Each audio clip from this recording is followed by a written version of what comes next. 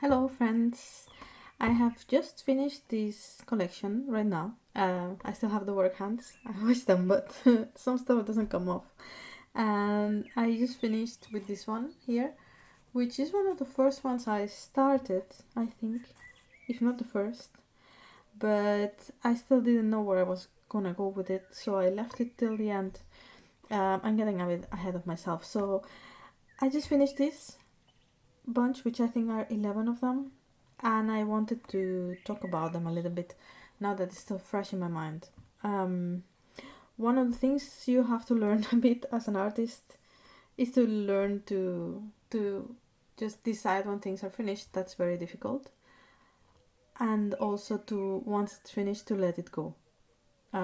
It's a bit hard in the beginning when you start feeling you're getting somewhere, to let them go, to find a new home, to just go out into the world. You cannot just, you really cannot keep everything you do, or even a good portion of what you do, because I find that it limits you.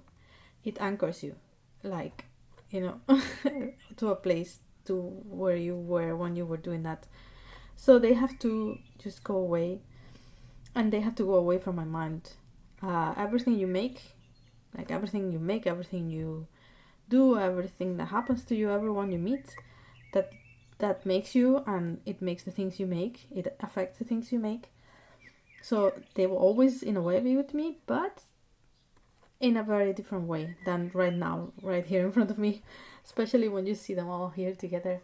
This is a lot of work that's taken months of work. Well, not straight months, but because I have other things that I do, but a lot of hours are here, and a lot of myself, I guess. So it's a process to let go of it, and it's something you have to learn. And it's hard in the beginning, but it's very important. It's something you have to learn to, I don't know if the word is like, but to process it in a positive way. Okay, let me get on with it. So I'm gonna be telling you, well, they're all basically called Mistletoe and then a number. I work a lot with collections because I like to develop an idea and a color scheme and a feeling. So I like to work this way. I create sketches. I can show you. Where's my book? So that's from last year's collection. And then I create very rough sketches. I take my notebook with me and some watercolors in my bag, and I start creating rough or more or less rough sketches. And then sometimes I also create more detailed sketches to define how things will come together. Like, for example, this is this one. And things often change a little bit from my sketch or the initial choice of stones that I had chosen for them, which is kind of funny because I'm an enamelist. I create these painted glass little tiny paintings, but I'm very inspired by the stones themselves. So I buy the stones always first. I source them from different places, and I like stones that have interest in them. I don't really go for very pure transparent stones, but I like inclusions and interesting details and contrast in them. And I let them inspire me mostly in my color schemes, because I think the colors in nature are very rich, and the combinations you find in nature are really inspiring. So I like to use that a bit as a starting point. I have just boxes with stones, and I keep them around when I make my color sketches, and then I kind of set them aside a little bit, and I may change my mind a little bit. Like, for example, this piece, originally I had set 2 green stones and one of these ring links, but it ended up quite different and a lot more elaborate than that. and I added red to it. So it's a bit of a dance back and forth, where it may take me, as the piece is actually taking form, it may become a bit more elaborate, or sometimes less. Sometimes it needs to be simpler. So yeah, many of these are here in my sketchbook. And then the next part of the process is creating the little paintings. I actually end up spending a lot more time creating the settings, the frames, the necklaces, selecting the stones and making all of that, than making the actual paintings. That's in part because I have a lot more experience as an enamelist. I've been doing this for 25 years. And at some point I decided that I needed to be able to do... I had this vision in my mind how this needed to be, and I could have tried to outsource it to a jeweler, to a goldsmith, but I wanted to do it myself. So I put a lot of time into getting to the point where I was happy with that. And it's still, of course, they are all handmade entirely. I have very little elements that are pre-made, because I have a very concrete idea in my mind, as you saw in the sketches. So I have to make them from scratch, and that takes a long time to make, but that's how it has to be. So yeah, I start with the enamel, which is glass basically. So it's a type of glass that you apply it on top of metal. So some of these are made on copper, others are made on silver. I will show you some more detail later. And the theme for this collection, which is a collection it's, well, so far recurring. I am coming back to it in spring when spring starts, but of course then it takes me a while to to get them done. So it's almost summer now, but they were made in spring as the leaves were coming out. I am really inspired by these very, very fresh yellow-green colors of foliage. So all of them have this theme in which there is some mistletoe. I know a lot of people associate mistletoe with Christmas, but I don't, because it's not in my culture. For me, the mistletoe, you can see these little balls of mistletoe on the trees throughout the winter when the trees are bare. And then in spring, the foliage starts to come out, and everything starts to change, and they start to become more hidden in the foliage. And that's a bit what I'm going at. The sparkles of the sun coming through these new leaves, which in the beginning is almost golden, and how they start giving depth to the landscape. So in winter you have bare branches basically, and it looks kind of flat, and I love that too. I have this winter collection that I call Mist, and Mist makes everything become closed and schematic and muffled. But in spring it's the opposite. It's like layers start to appear and depth, and you can go from the very close up of leaves that are coming out to a whole atmosphere that you see in the distance. So this is a little bit where I'm going from with this. That's also why you find like root like design elements and little leaves and like little bubbles and sparkles and like pollen floating in the air. So things starting to come alive. So yeah, that's a bit my inspiration. And I will show you maybe a little bit the process of creating enamel if you've never heard of it. It's a technique, an art form that's really thousands of years old. It's basically painting with glass on metal.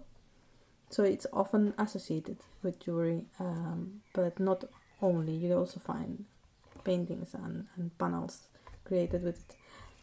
So it's fire knitting in a kiln in many layers, and you build up. This technique is called painting on enamel. So I first build up layers of enamel, although I already start creating the gradations of greens, and then all the details are painted with super tiny brushes and fired again. So this is totally light resistant, it's made out of glass, it doesn't ever fade. So we still have stuff, enamel stuff in the museums, and it looks like the first day it was made thousands of years ago sometimes. So yeah, that's what I do. And then I like to have these complementary stones. So what I'm gonna show you each of them, and I'm gonna tell you a little bit about the stones I used. It's still all fresh in my mind, which is good to do now. So I will tell you what everything is, and I like to have this record of them for my memory too. Okay, so I'm not gonna follow any particular order to show them to you. I'm just gonna take them out of the case and just tell you which is which. They all have a number. I just write the numbers as I'm making the enamels, but then the process may get a bit scrambled and they are not finished in this order. And some of them will be missing from the sequence because they didn't make it to this stage. They may make it to next iteration of this collection or not. So we will see. But this is what we have now. So this one is a little brooch. It's pretty dainty for my I tend to work larger pieces. You can think of them as paintings, so they're very tiny paintings, but as jewelry goes, I guess it's on the large side. And this one is a brooch. It has a stainless steel pin. I like to use spring steel because it stays springy forever, basically. It doesn't get soft or snapped or anything, and that's how I make all my pins. The rest is all silver, except the enamel is created on copper. And this one has a little bit of opalescent enamel, which is something very difficult to show on video or picture. Video is better, but there is a changeable aspect to it, so it looks a bit misty. The stone here is a tourmaline, kind of olive green tourmaline, which has a little bit of sparkle to it.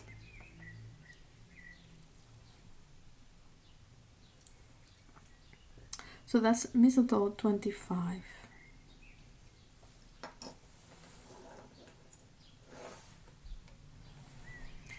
These are a pair of earrings, Mistletoe 21. And the stones are serpentine. I'm not sure that I pronounced the stone names correctly. English is not my first tongue, if you have noticed, or my second.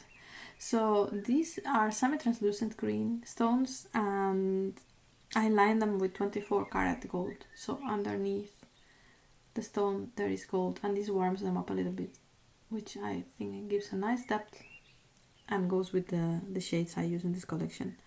So these are dangly earrings. I like dangly earrings because I find the movement is really beautiful, and they have an English lock, which is a type of closure that clicks, and you can hear it. So they have a couple of notches there that you can use depending on your earlobes, and it's very secure, it doesn't come off, and they are super comfortable. This is my favorite closure for earrings, but yeah, it's a bit more work intensive than other types of earrings. This one is also a brooch. It's Mistletoe 23. So it's a brooch, but you can also use it as a pendant because it has some loops for a chain. So you can also hang it from there for a chain or a ribbon or whatever. And this one is quite different from the others because I zoomed out a little bit from the scene. Normally you see branches and the greenery and the leaves, but here you're seeing really a group of trees, and the style is also a little bit different. I wanted to make something a bit more illustrative, like children's books type of illustration, which I love too. So that one is a bit special. It's all also silver with a steel pin. This one I'm pretty fond of. It's obviously designed with this stone in mind. This is a vesuvianite. I'm not sure how you pronounce that. I think it's also called iodocrase. It's a stone that was first found around Mount Vesuvius in Italy, so that's why it's called that way. And these little ones here also are the same type of stone, and they are micro-faceted. Just little sparkles there. So I took this equilateral triangle, equally sided triangle, and I elongated it to make the dangle part. And here is the enamel, which this one is enameled on silver, fine silver, that's pure silver. We don't use pure silver for jewels mostly because it's a bit too soft, but we add a little bit of copper to give it a bit more toughness, so that's sterling silver. But the enamel is created on fine silver because you get brighter colors. And that's Mistletoe 19 with a sterling chain also. So here is another pair of earrings.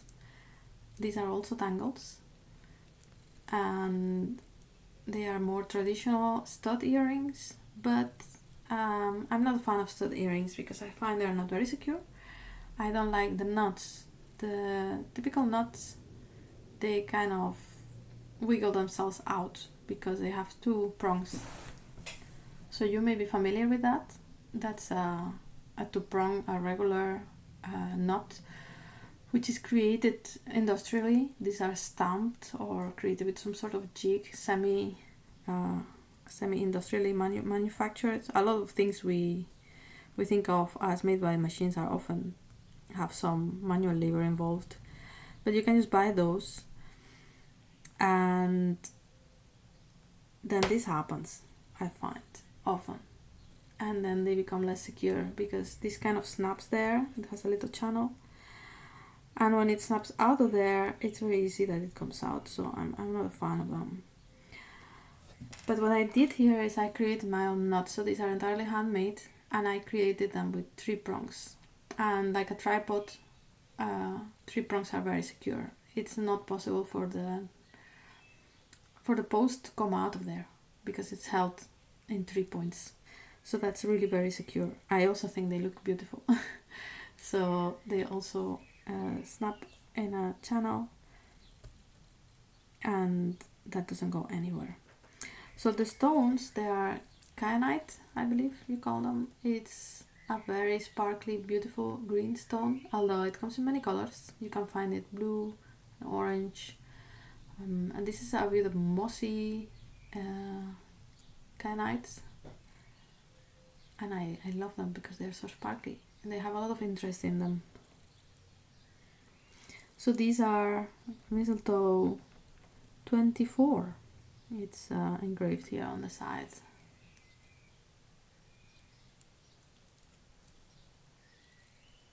The enamel is created on copper. Now this one, it started its life as a brooch, so it's a brooch that's a bit different because, like most brooches, you find the mechanism at the back, but then it attaches on the front, so it becomes a bit more of a design element. And then I thought, since it has this little handle here, I can also make a little chain with a couple of loops that you can hook in there.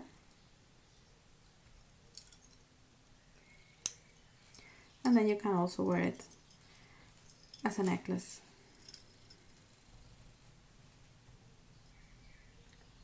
So it's a bit multi-purpose. This one is Mistletoe 22. It's created on copper. The rest is silver, the pin is steel. And these are very beautiful. I've used them in several of the pieces. They call it Canadian jade. I suppose it comes from Canada. And it's also faceted, and it has a beautiful color. I don't even know how to describe it. It's a mossy, intense, beautiful, warm green. And then we have here a tiny chrome diopside, which is very emerald green, and a spinel, which is a very sparkly, opaque, almost mirrored type of stone. This one is the last one I worked on the setting for, before I made the last few necklaces. It's a bit different from the rest. Maybe you've noticed that they all have a bit of an arch design component to them. I call these portals into spring because it's like going through a door and coming into spring. So they all have this kind of what I see as portals. And in my mind this one also is, but it has a bit of a different feel to it. Less of a flat surface with an opening, but it's also still a little door into spring there. It's, I guess, a bit more of an arts and crafts type of feel to it, and it's a lot airier, I suppose. And also the color scheme is a bit cooler and brighter, more minty. This comes from the stones, of course. I selected them first, and they entirely inform the colors in the enamel and the stones I picked for it. So these are prehnite. It's a very beautiful stone that I love because often it has these inclusions that look like floating particles in there. They are like rutilated, quartzy kind of inclusions. And yeah, the enamel is created on silver, which gives it more sparkle. That's Mistletoe 20.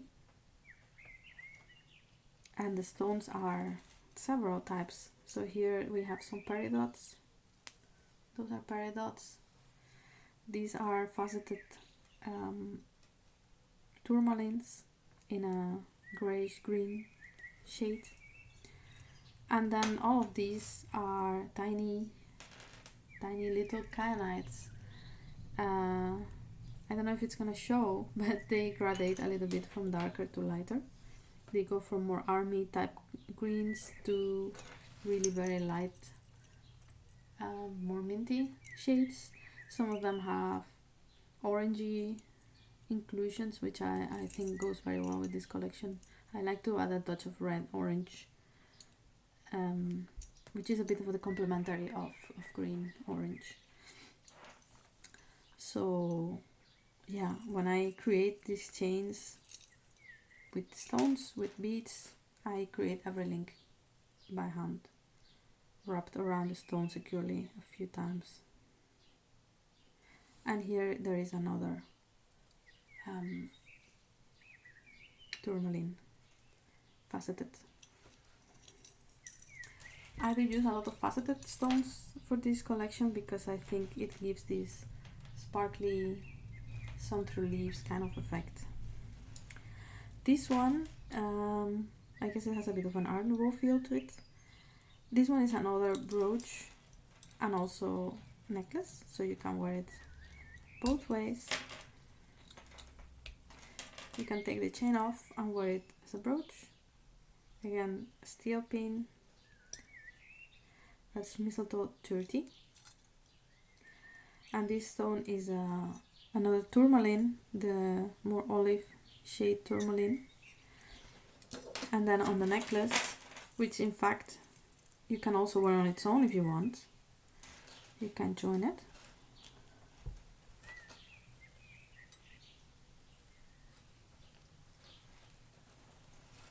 And just wear the necklace. And you can wear them both, I suppose. It has a few links that I made in the same style. I try to make everything that is beautiful on both sides, so it doesn't matter if it twists around. And the stones are These are some pear-shaped vesuvianites, little peridots. Let me try to zoom in a little bit, maybe you can see them better. Vesuvianite, peridots. These are also peridots, micro-faceted, very beautiful peridots. Here we have another couple of olive green tourmalines, Canadian jade, tourmalines, and here the rest of the chain is made with faceted vesuvianites in different shades in groups of 3.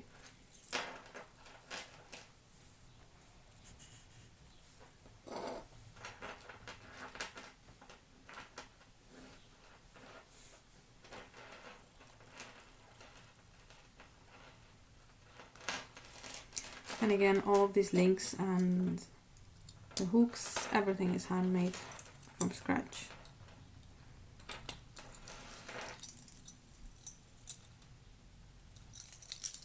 Here is another couple of earrings. These are hook earrings. I personally like that a lot. They have a lot of movement. I like how they look.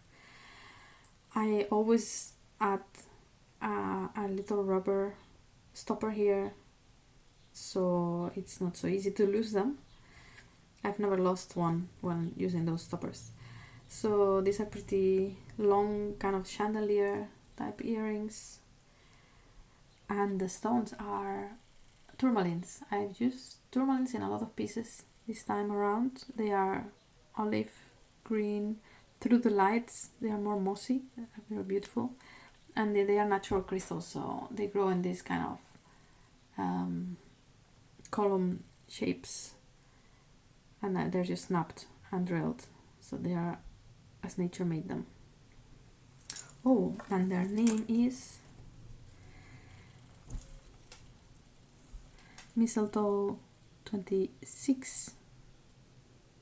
It's engraved there also. Here is one that has a bit more of an emerald color scheme, which is also there on the enamel, of course.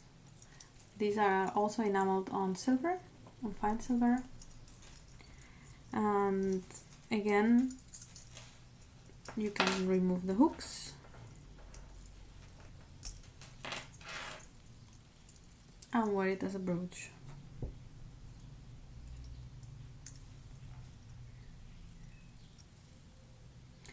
The pin is steel, like on the others, the rest is silver. And here the stones are, these blocks are vesuvianite, and the green ones are green onyx. I actually ground them a little bit by hand to make them a bit flatter, because I didn't like them when they were too round.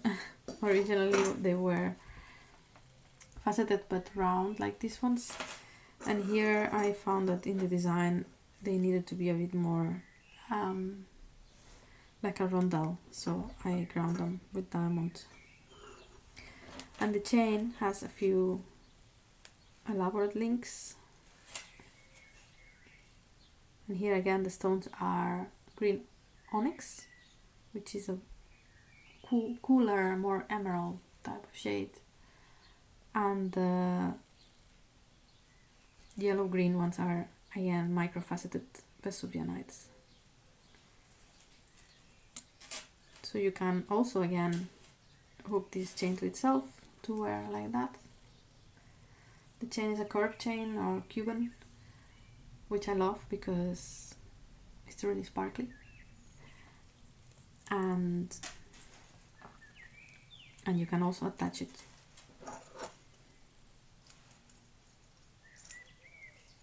to the focal piece to wear like a necklace. And its name is Mistletoe 18.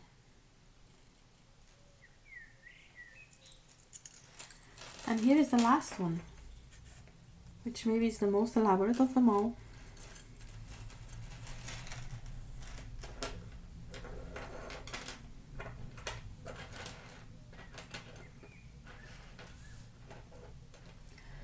So this one is enameled on copper, but it's not entirely opaque. It has a few points of transparent light. Its name is Mistletoe 29. It's set in silver, of course, and here we also have a garnet, which is a stone I love, and especially this kind of elongated shapes. So this is a garnet, this is a micro-faceted vesuvianite, and here we have a lot of different things going on. I like to make mismatched links sometimes. So here we have a tiny chrome diopside and a peridot, micro-faceted peridot, a column vesuvianite.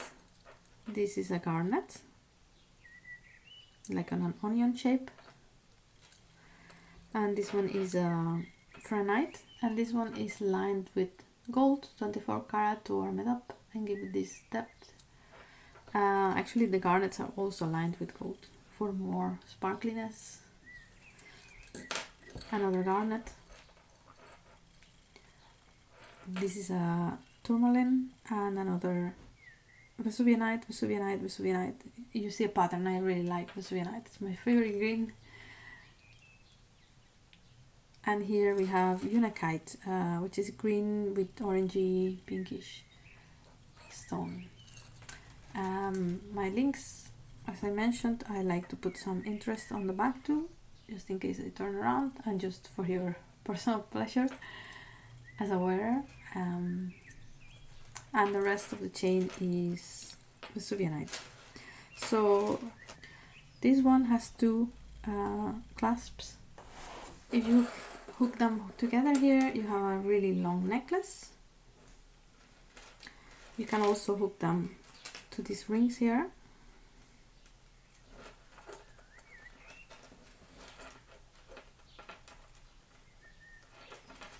And then you have more of a medium-sized, regular-sized necklace.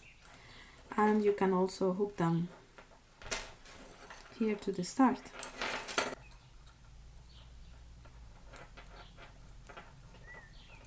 And then you have a shorter, more choker sized.